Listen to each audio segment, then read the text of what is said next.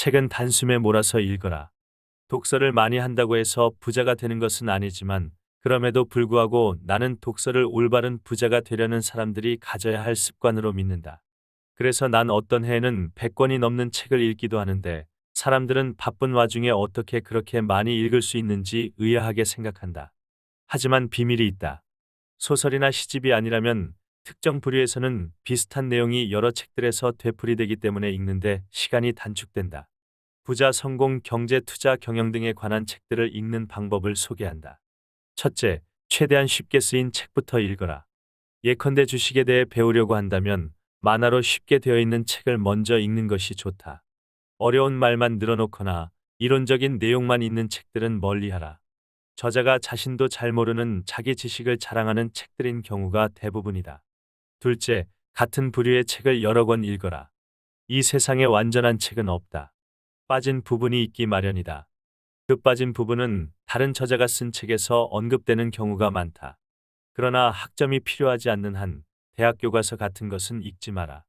그것을 쓴 사람들은 대개는 실물 경제 근처에도 안 가본 사람들이다. 셋째, 아는 내용은 넘어가라. 나는 웬만한 책들은 대단히 빨리 본다. 내용 중 많은 부분이 이미 알고 있거나 실천해온 내용이기 때문이다. 저자가 원고지 매수를 늘리려고 늘어놓는 이야기나 같은 내용을 반복적으로 설명하는 부분은 과감하게 건너뛰어도 된다. 넷째, 외우려 하지 말라. 이해하는 데만 신경을 써라. 박사라고 해도 그가 외우고 있는 지식은 CD롬 한 장의 분량도 안 된다. 암기가 되지 않는다고 걱정할 필요는 전혀 없다. 실전에서 문제가 발생하게 되면 그 책에서 필요한 부분을 찾아 적용만 하면 된다. 정보라는 것은 당신이 원하는 내용이 어디에 있는지를 아는 것이다. 다섯째, 중요한 부분은 줄을 치고 낙서도 하라. 그래야 나중에 필요할 때 쉽게 찾을 수 있다. 종종 줄친 부분들만 훑어보아라. 핵심 정리가 다시 된다. 책을 깨끗하게 쓸 필요는 없다. 지저분하게 읽고 자신의 생각도 적어 넣어라. 여섯째, 반드시 의자에 앉아서 읽어라.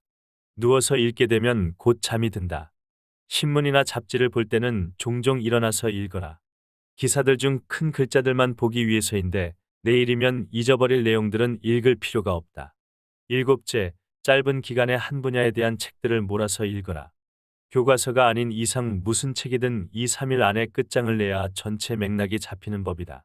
예를 들어 경매에 대하여 공부하고자 한다면 적어도 5권 정도를 단기간에 독파해야 경매가 뭔지 알 수 있다는 뜻이다. 마지막으로 개인적 부탁 하나 더. 책방에서 책을 읽을 때 다른 책들 위에 책을 놓고 읽지 말자. 그 밑에 무슨 책이 있는지 보이지 않는다.